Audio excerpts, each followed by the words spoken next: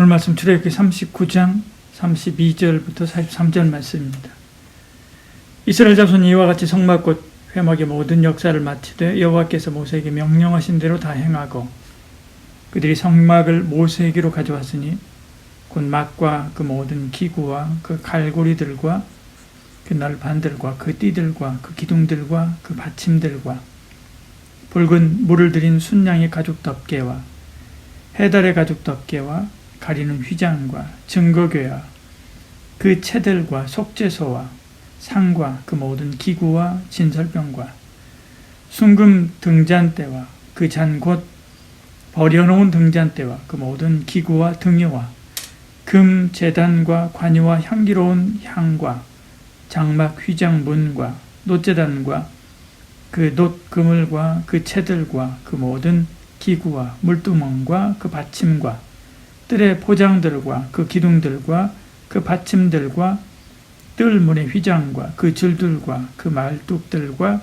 성막곧 회막에서 사용할 모든 기구와 성소에서 섬기기 위한 정교한 옷, 곧 제사 직분을 행할 때 입는 제사장 아론의 거룩한 옷과 그의 아들들의 옷이라.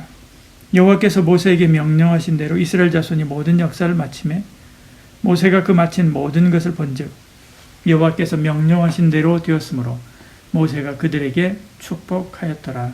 아멘. 성막의 기구들을 다 완성해서 모세에게 가져온 장면입니다.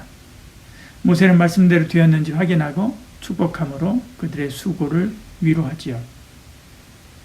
백성들은 모든 것을 하나님의 말씀대로 지었습니다. 32절에 말씀하지요. 이스라엘 자손 이와 같이 성막 곧 회막의 모든 역사를 마치되 여호와께서 모세에게 명령하신 대로 다 행하고 이야기합니다. 그런데 그것을 모세가 또다시 확인하죠. 43절에 보니까 모세가 그 마친 모든 것을 본즉 여호와께서 명령하신 대로 되었으므로 모세가 그들에게 축복하였더라. 말씀대로 짓는 것이 중요하기 때문에 이렇게 꼼꼼하게 확인하는 것이죠. 집이 만약에 우리 가정 집을 이사하면 살림하는 아내가 원하는 대로 물건과 가구들을 배치합니다. 만약에 공장이 이사한다면 기술자들이 일하기 편한 대로 기계들을 배치하겠죠. 사무실이 이사를 하게 되면 사무원이 일하기 쉽도록 책상을 배치하게 될 것입니다. 그래서 집을 이사하면 아내가 하라는 대로 모든 가구들을 배치하고 공장이 이사하면 기술자들의 의견을 주로 반영하고 사무실이 이사하면 사무원들의 의견을 따라서 책상하며 사무기기들을 배치하지요. 이처럼 성막은 하나님의 집입니다. 하나님이 일하시는 곳입니다. 하나님이 머무시는 곳입니다. 그러므로 하나님의 뜻대로 만들고 하나님의 뜻대로 그 모든 기구들을 배치해야 했습니다. 제사장의 뜻대로가 아닙니다. 제사장도 일하지만 하나님이 일하시는 곳, 하나님의 처소이기 때문에 그렇습니다. 오늘도 하나님의 뜻대로 하나님의 원하는 방식대로 지어야 할 거룩한 하나님의 성전이 있지요. 바로 성도의 몸입니다. 고린도전서 6장 19절 이렇게 말씀합니다. 너희 몸은 너희가 하나님께로부터 받은 바 너희 가운데 계신 성령의 전인 줄 알지 못하느냐. 너희는 너희 자신 것이 아니니라.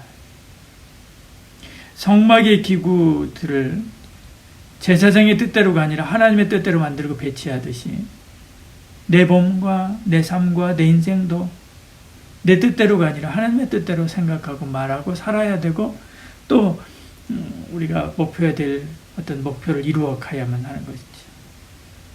나는 내 것이 아니라 하나님의 것, 하나님의 성전이기 때문에 그렇습니다.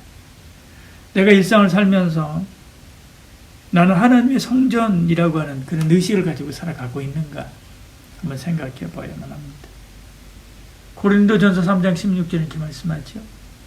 너희는 너희가 하나님의 성전인 것과 하나님의 성령이 너희 안에 계시는 것을 알지 못하느냐. 그러므로 무엇을 하든지 하나님이 원하시는 것이 무엇인가, 하나님의 뜻에 합당한 것인가 생각하고 그리고 행동할 수 있어야만 합니다.